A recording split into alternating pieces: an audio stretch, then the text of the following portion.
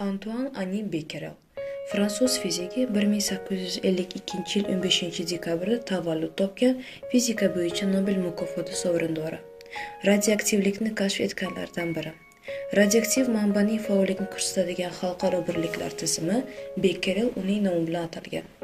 Becquerel olimlarning 4 avlodi yaratgan va bobosi Antoine Cezar, otasi Alexandre Edmond va o'g'li Jean o'z ichiga olgan olimlar oilasida tavallud topgan.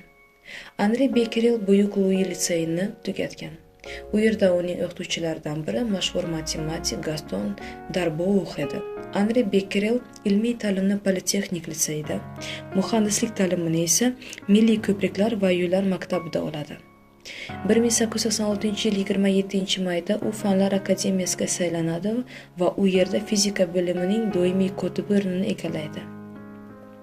1888 yilda u kristallardagi yutilish spektrlarining farqlarini tadqiq qilishga bag'ishlangan doktorlik dissertatsiyasini himoya qiladi va otasi bilan birgalikda turli xil ilmiy faoliyatni olib boradi.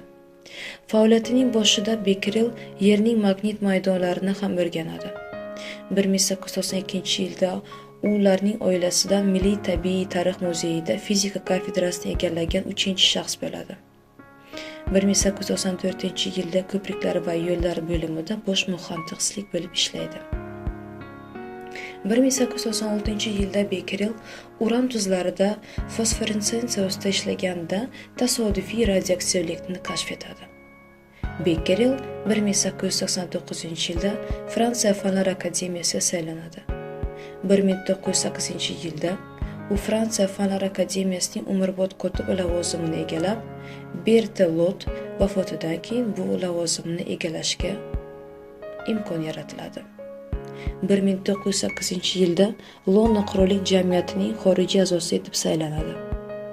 1908 yilda 55 yoshida Le Croisière'da Britaniyada vafot etadi.